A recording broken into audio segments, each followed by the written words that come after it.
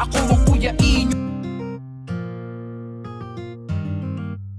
Magandang araw po sa inyong lahat at muli po, welcome po dito sa inyong paboritong programa. Dear Kuya E, magandang araw po ulit Kuya E. Ako po ulit ito, si RC. Salamat po sa napakagandang deliberation po ng story ko. Although may mga hindi natutuwa dahil parang feeling babae raw po ako, sa yun po talaga ang nangyari sa buhay ko. At hindi ko po pinipilit na maniwala ang ilan sa story ko, basta alam ko sa sarili ko na wala akong ginagawang mali.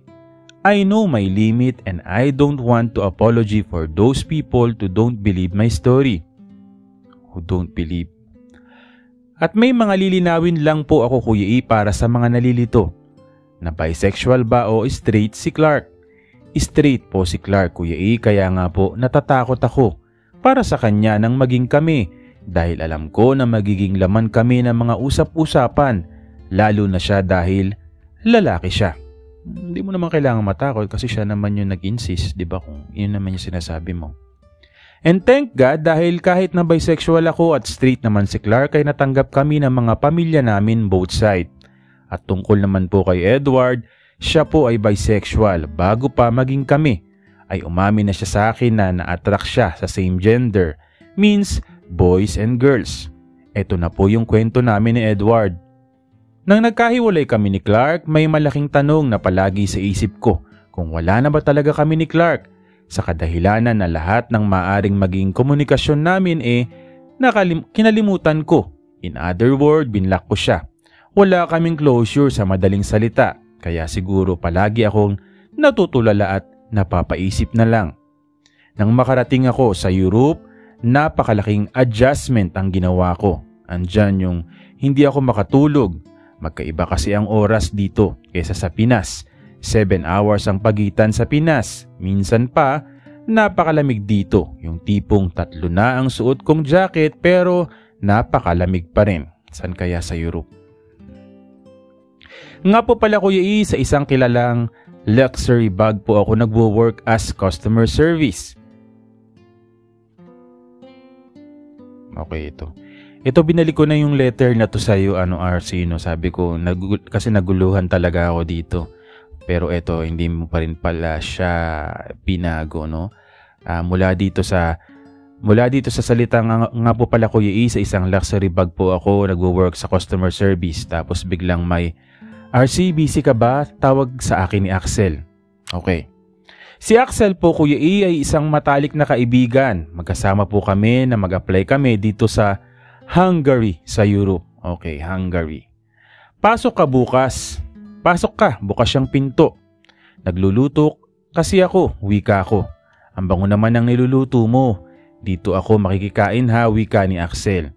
Bakit naman wala bang pagkain sa unit mo? Tinatamad kasi ako magluto, lalo na pag ganitong malamig. Wika ni Axel. Nako, tamad ka naman talaga, maupo ka na dyan at maghahain na ako. Patapos na ako dito. Wika ko. The best ka talaga magluto. Wika ni Axel. Nambola ka pa. Kumain ka na nga lang ng kumain dyan. Bawal takeout ha. Wika ko. After namin kumain, nagkopi naman. After natin kumain, magkopi naman tayo. May treat. Thank you. Kasi, pinakain mo ko ng dinner. Wika ni Axel. Sure. Oo ba, wika ko. Naglalakad na kami ni Axel papuntang coffee shop nang may nabangga akong isang lalaki. Oops, I'm sorry. Nasaktan ba kita? Am I hurt you? Nasaktan ba kita? Yun na lang, Tagalog na lang. No, I'm okay. How are you? Wika ng lalaki. Pagtingin ko sa kanya, hindi naman siya mukhang tiga-Europe. Pinoy ka, wika ko. Oo naman, sabay tawa ng mahina, wika ng lalaki. Sorry ulit ha, wika ko. Ngumiti lang naman ng lalaki. Dumiretso na kami ni Axel sa coffee shop at nag-order na kami agad at umalis na rin. Kinabukasan, bago ako pumasok sa trabaho, dumaan muna ako sa coffee shop na pinuntahan namin ni Axel kagabi. Nagulat ako nang magtanong ng order ko ay yung lalaking nabangga ko kagabi. Uy, ikaw pala, sabi ng lalaki sa akin at matatamis na at matamis na nakangiti sa akin. Dito ka pala nagwo-work. Part-time ko lang to. Nag-aaral kasi ako sa gabi. Wika ng lalaki. Ise-serve ko na lang po ang order mo sir. Wika ng lalaki sa akin. Pagdating ng order kong kape, may napansin akong nakasulat sa tissue. Edward nga pala ko. Name ko sir, with smiley emoji. Pumunta ako sa counter at binigay ang maliit na tissue. RC naman ang name ko, sabay may dila na emoji naman ang nakasulat sa tissue. Bago ako umuwi sa apartment, dumaan ulit ako sa coffee shop para bumili ulit ng kape. Inaasahan ko na iba ang magseserve sa akin. Late na rin kasi kaya siguro nasa school na si Edward. Are you RC? Wika ng lalaki sa counter. Yes. Why did you ask? Wika ko. Edward left some coffee for you. Wika ng lalaki. Okay, thank you. Paglabas ko ng coffee shop, nagulat ako. Andun pala si Edward. O ikaw pala, wika ko. Katatapos lang ng klase ko. Wika ni Edward. Nag-dinner ka na ba? Wika niya. Hindi pa eh. Sa apartment na lang ako kakain. Wika ko. Pwede ba ako makikain sa place mo? Wika niya. May dala naman akong pagkain. Binili ko kanina. Ikaw ang bahala. Sagot ko. Nang nasa apartment na kami at masayang nagkukwentuhan, biglang nagring ang phone ni Edward. Natawag pala ang tita ko. Wika niya. Sagutin mo. Hello po tita, baka malate po ako nang uwi saka nagdi-dinner po ako ngayon kasama ang kaibigan ko. Kwento ka naman about sa family mo. Wika ko kay Edward.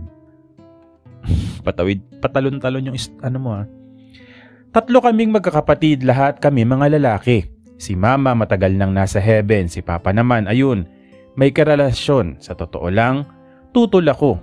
Sa pag-asawa ulit ni papa kaya lumayo ako at sumama dito sa tita ko na kapatid ng mama ko para dito mag-aral ng nursing. Wika niya. So galit ka sa papa mo, ganun ba? Wala naman sigurong masama kung mag-asawa ulit ang papa mo, di ba? Saka malalaki na naman ata yung mga kapatid mo. Ako ang bunso sa amin.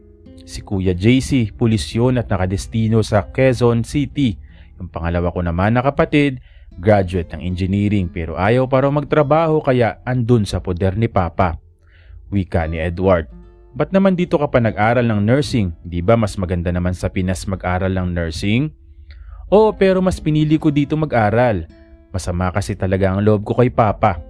Ikaw, kwento ka naman tungkol sa'yo sa pamilya mo. Wika ni Edward.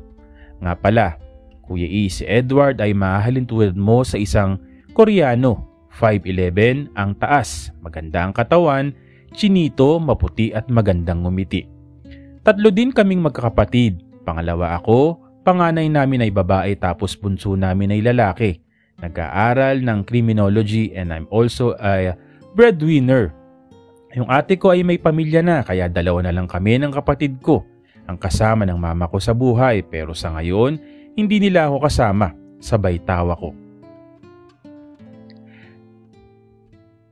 And wala na rin pala ang papa ko since 2020 kaya ako ngayon na nagpapaaral sa kapatid ko. Wika ko. Wow, napakabuti mo palang anak at kapatid. Wika ni Edward. Love life, may girlfriend ka ba ngayon? Girlfriend ka dyan. Baliw. Wala. Saka ayoko nun. Wika ko. Ha? Ayaw mo ng girlfriend? Oo. Ayoko, boyfriend ang gusto ko. Wika ko sabay tawa. Di ako na lang ang boyfriend mo, single naman ako eh. Wika ni Edward. Baliw, tumigil ka nga, ngayon pa nga lang tayo nakakilala eh. Agad-agad ka naman nagpo-propose. Wika ko. Umuwi ka na, baka ay naghihintay na sa'yo ang tita mo. Pinapaalis mo na ba ako? Dito muna ako saglit lang. Wala naman akong pasok sa coffee shop bukas. Sa school. Wika niya. Sabi ko, ikaw bahala. Maghuhugas lang ako Diyan ka lang, huwag kang malikot, baka makabasag ka. Wika ko. Nang matapos na ako maghugas, nag-aya si Edward na uminom. Hindi pwede, may pasok ako bukas, saka umuwi ka na, baka nag-aalala na ang tita mo sa'yo.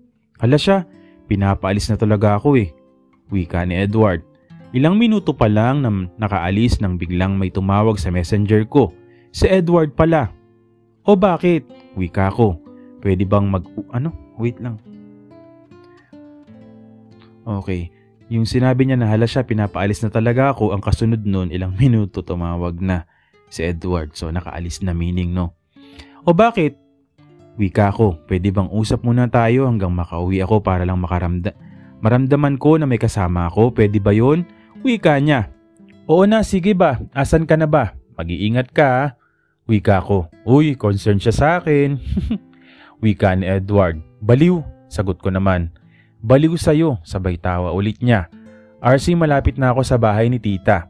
Di pumasok ka na kasi ako po ay inaantok na. Sige na nga, magpahinga ka na. Alam ko napagod kita. Biro ko, sabay tawa ulit niya.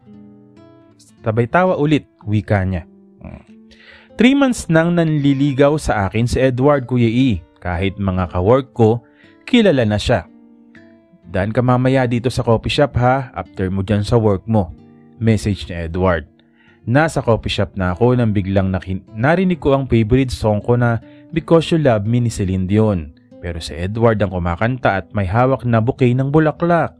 For all those times you stood by me, for all that truth that you made me see, for all the joy you brought to my life.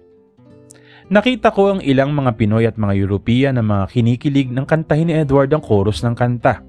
Doon siya naiyak. Ngayon lang ulit ako naging ganito kasaya, kaya nang ma-realize ko na ikaw, ang happiness ko, hindi na kita papakawalan pa. Paglalaban kita RC dahil mahal na mahal kita. RC, naiiyak na sabi ni Ed. Uy, may naapakan akong buhok. Buhok yata ni RC ito naapakan ko dito, sorry.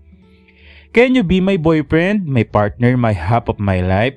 Agad ko namang pinunasan ng mga mata niya ng mga kamay ko. Oo, wika ko. Oo, sinasagot na kita. Mahal na mahal din kita, Edward. Halos suminto ang oras ng mga oras na yun. Lahat ng tao sa shop ay nagsigawan. Yung mga kaibigan ko na kakutsaba ni Edward ay nandun din ng mga oras na yun. Fast forward, Kuya E, 1 year na kami ni Edward nang mag-decide kaming umuwi ng Pilipinas. Pinayagan naman ako ng management na mag-vacation leave. Bale, 1 month ang binigay na bakasyon sa akin. Anong balak mo sa pag-uwi mo dito? B, wika ako. Tare, may pabi na. Hindi ko alam eh. Ako naman, ayoko namang umuwi sa amin sa probinsya, lalo na at makikita ko si Papa kasama ang babae niya. Wika niya.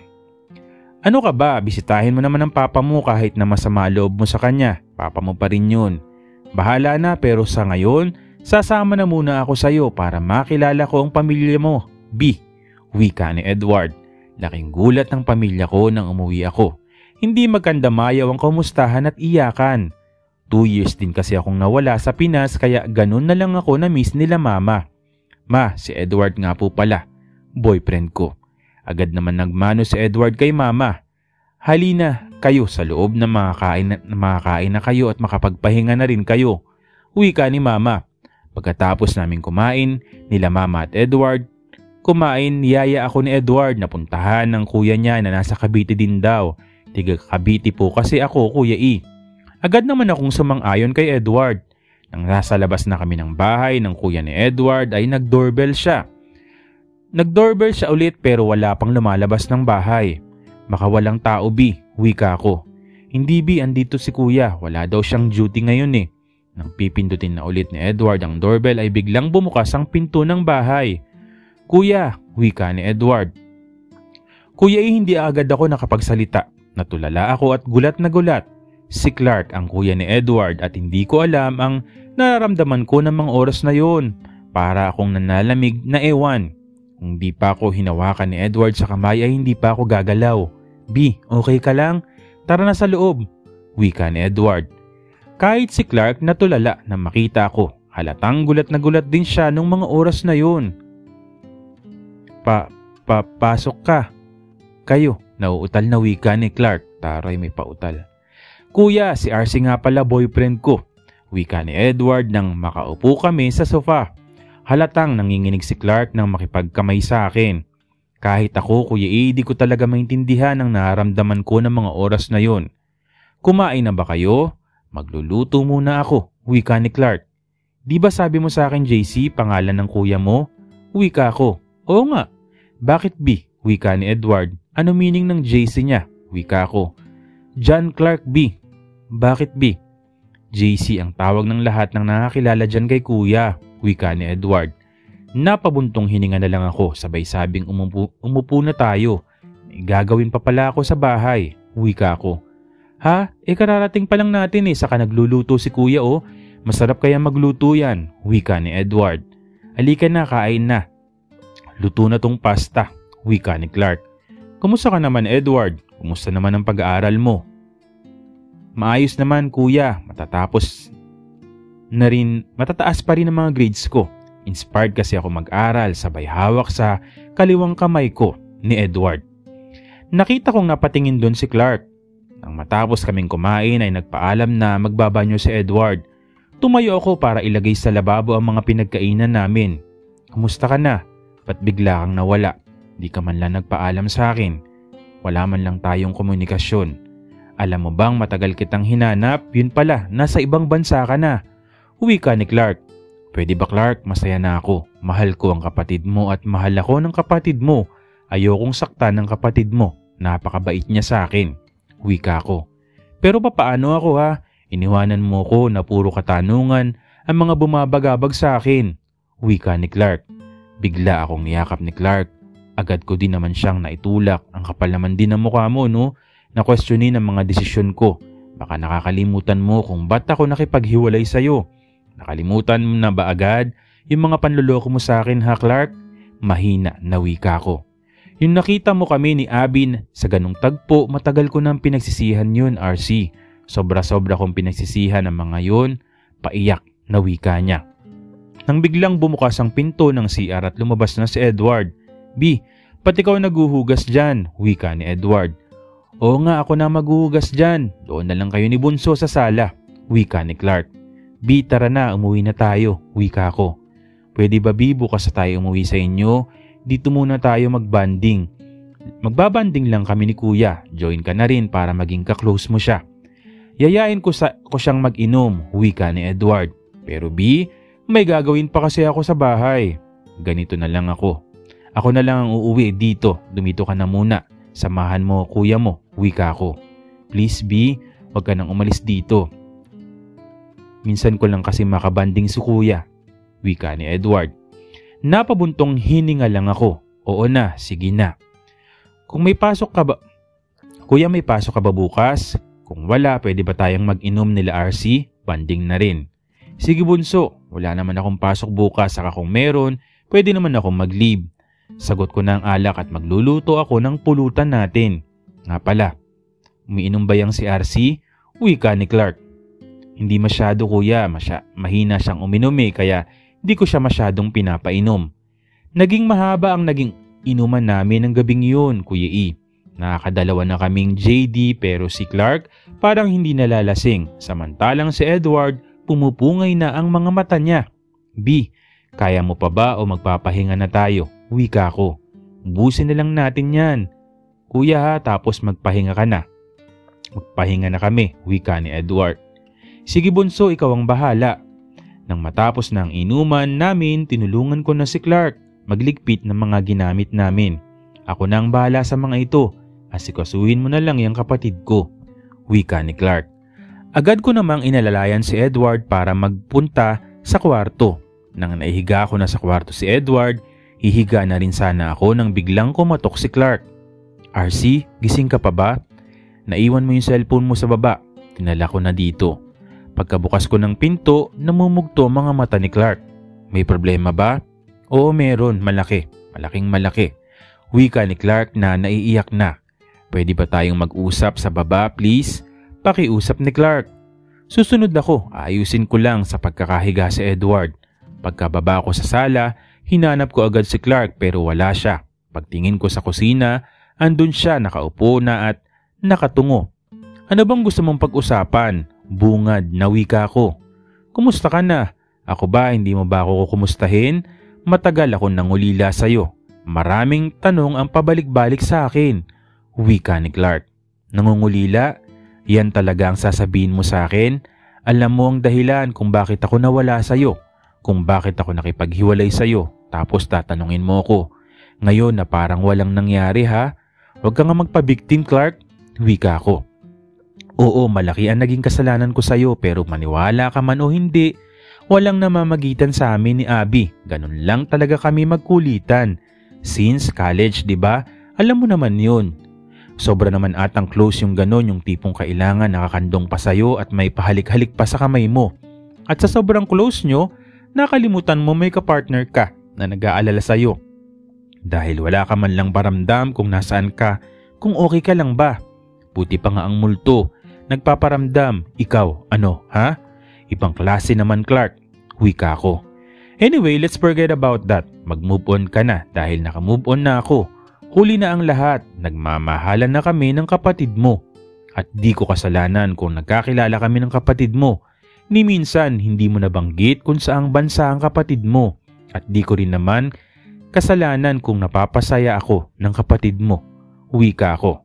Wala na ba tayo? Hindi na ba tayo magiging okay? Wala na ba tayong pag-asa? Subukan natin please. Mag-uumpisa muli tayo RC please. Naiiyak na wika ni Clark. I'm sorry Clark pero wala na. Huli na, wika ko at aktong tatayo na ako ay niyakap agad ako ni Clark na humihingi ng tawad at humihikbi na umiiyak. Naiiyak na rin ako ng mga oras na yon, Kuya E.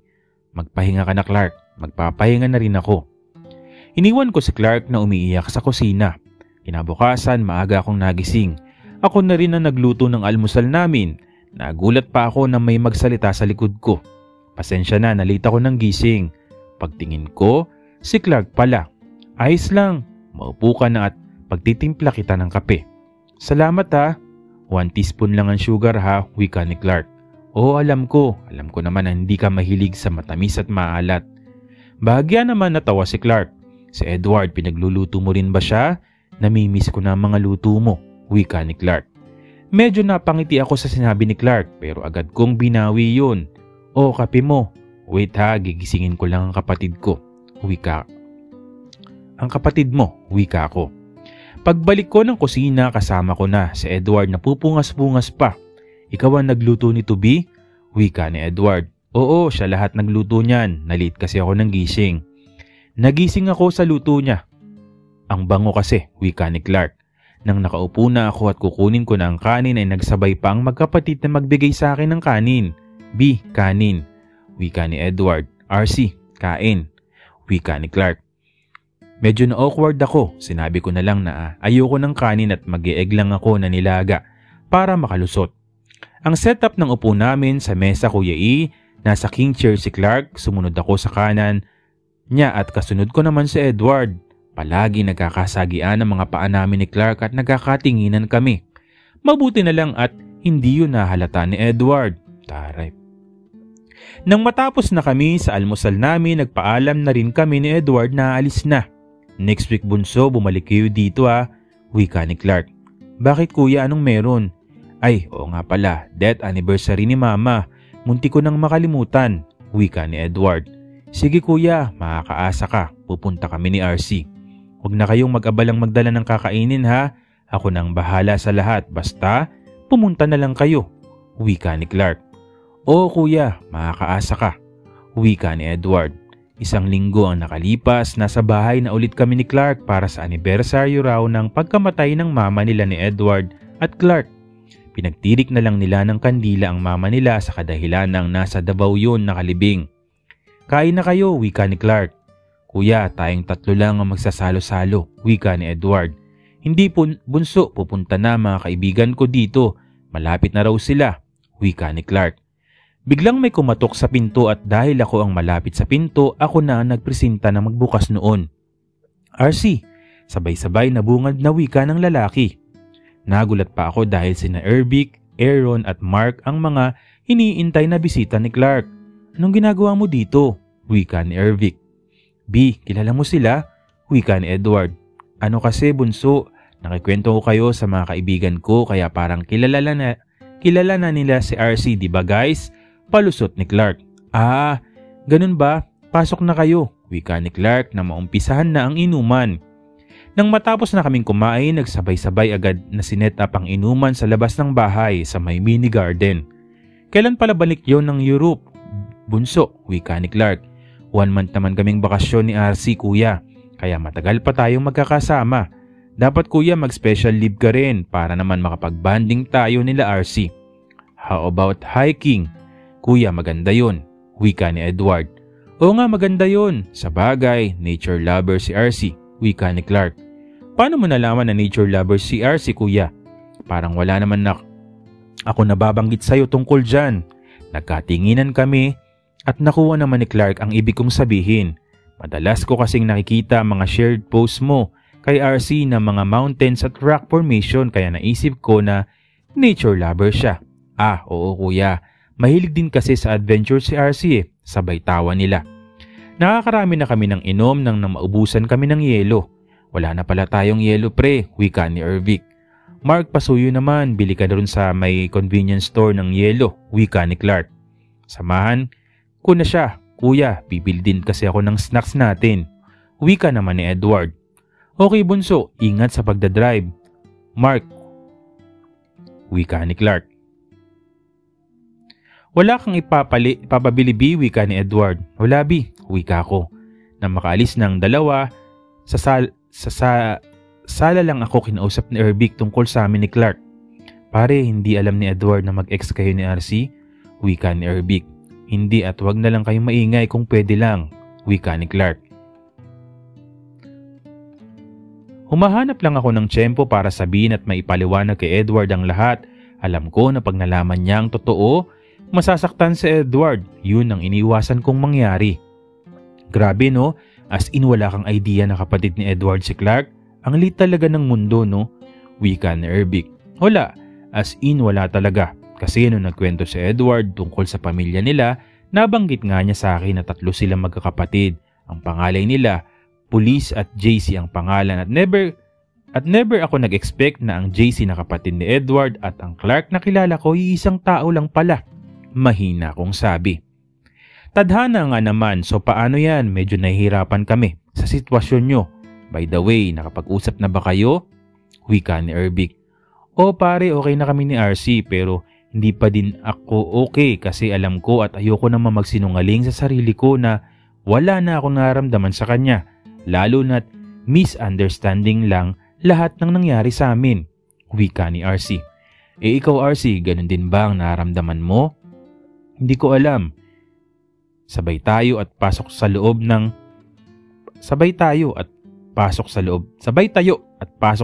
bahay. Sinundan pala ako ni Clark. Sa tuwing sinusubukan kong iwasan ka, nasaktan ako. Ayoko ng ganitong pakiramdam, Clark. Mahal ko si Edward pero ayoko na magsinungaling. Mahal pa rin kita kahit kailan hindi ka nawala dito. Sabay lagay ko ng kamay ko sa dibdib ko. Niyakap naman ako ng mahigpit ni Clark. Tahan na, makakuha lang ako ng tiyempo. Ako mismo ang magsasabi kay Edward dahil wala ka namang kasalanan. Biktima ka lang, wika ni Clark. Pero papaano si Edward? Sigurado akong masasaktan siya sa malalaman niya. Wika ko. Biglang may bumusina, kaming narinig. Andyan na pala sina Edward at Mark. Ano, nakapag-usap ba yung dalawa? Pabulong na wika ni Mark kay Ervic. Oo, sakto, ayun, nasa kusina, wika ni Ervic. Buti mag-message ka sa akin na bumusina ako pag nandito na sa harap ng bahay ni Clark, wika ni Mark. Siyempre, para makapag-usap yung dalawa, kung hindi kita minessage ay di nahuli ang dalawa, wika ni Ervic. Si Kuya at RC, wika ni Edward. Ayun, sa kusina na kumuha ng pulutan RC. Kuya mo naman nakuha ng alak sa loob, wika ni Ervic. Sabay na kaming lumabas ni Clark ng bahay at hinawakan pa ni Clark ang kamay ko pero hindi yun nakita ni Edward. Mga pare, dito na kayo matulog ha, magpapakalasing tayong lahat, wika ni Clark. Oo naman pare, Sabado naman ngayon at wala tayong duty bukas, wika ni Ervic. At sabay-sabay kaming nagsabi ng cheers. Pasado 2:00 na madaling araw at bagsak na ang lahat. Si Edward, inakyat na nila sa kwarto, lasing na.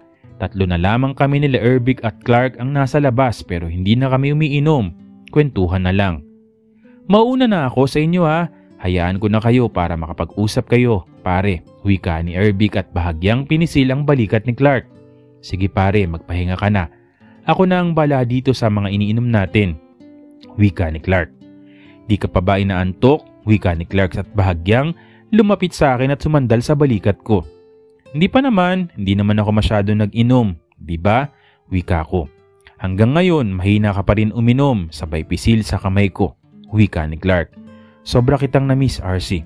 Kung alam mo lang, nagpadestino ulit ako dito sa Cavite para malapit sa'yo, kaso lang huli na pala ang lahat. Sinabi sa akin ni mama mo na nasa ibang bansa ka na raw. Gabi-gabi akong napunta sa bahay nyo, nagbabaka sakaling makita kita at makapag-usap tayo. Siguro naawa na si mama mo sa akin kaya sinabi na naghihintay lang ako sa wala. Balungkot na wika ni Clark. Taray. Bigla akong hinalikan ni Clark sa leeg, sa mga labi, damang-dama ko ang matagal na pangungulila ni Clark sa akin. Ramdam na ramdam ko bawat halik niya sa akin. Sa taas tayo, wika ni Clark. Bago kami pumasok sa kwarto ni Clark, sinilip ko muna si Edward na tulog na at naghihilik pa sa mga oras na yon. Pagkapasok namin ni Clark sa kwarto niya, agad siyang naghubad at napakainit ang naging halikan namin. Hinalikan ko siya. Dibdib, leeg. Ako na yung nagtanggal ng pants at nilabas ang naka-standing ovation niyang paps. Kaagad ko yung nilantakan. Naririnig ko ang hihinang ungol ni Clark na lalo kong ginalingan hanggang inangat ko ako ni Clark at pinatalikod. Tinanong kung pwede ba siyang pumasok. Tumangulang ako bilang tugon. Kumuha ng lube. Naramdaman ko na lang na tumutok na siya. Dahan-dahan lang, wika ko. Bakit hindi ba ginagawa to ni Edward? Bihira nga kasi busy ako sa trabaho at siya naman busy sa coffee shop at sa school. Wala akong time sa ganun, wika ko. Naramdaman ko na lang na nakapasok na. Eto na, dahan-dahanin ko para hindi ka masaktan.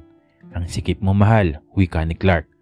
Nang makapasok na, halos kagatin ko na yung unan sa sakit na naramdaman ko pero tinitiis ko habang tumatagal. Sumasarap, masakit. Hinawakan ni Clark ang paps ko na medyo nag-standing ovation na rin. Nilaro yun. Ako na, mahal, wika ko. Malapit na ako, sabay tayo. At sabay na nga kaming sumabog nung gabing yun. Bago ako pumunta sa kwarto namin ni Edward, sabay pa kaming naligo at naglinis ni Clark. Magpapahinga na ako, wika ko. Saglit lang, sabay hila sa akin, papalapit kay Clark at madiin niya akong hinalikan. Mahal na mahal kita, RC, wika ni Clark. Magpahinga ka na, magpapahinga na rin ako. I love you, Clark. Sabay pasok ko sa kwarto namin ni Edward. Hanggang dito na lamang po muna, Kuya E. Pangako, ipapadala ko pa agad ang kasunod na kwento po namin. Medyo mahaba-haba pa po ang kwento, Kuya E, at pasensya na po talaga. Maraming salamat po, Kuya E, and more power po sa inyo.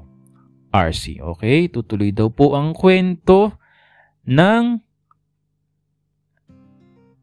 ano ba? Pag-iibigan ba o ano? Ayan, malalaman natin dahil nagtaksil na. Nagtaksil na itong si RC kay Edward, no?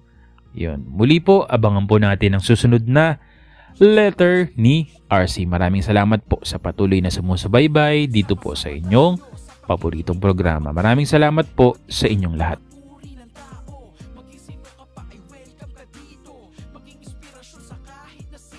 Masaya man o malungkot, nakakatawa. Sa tabi ang bawat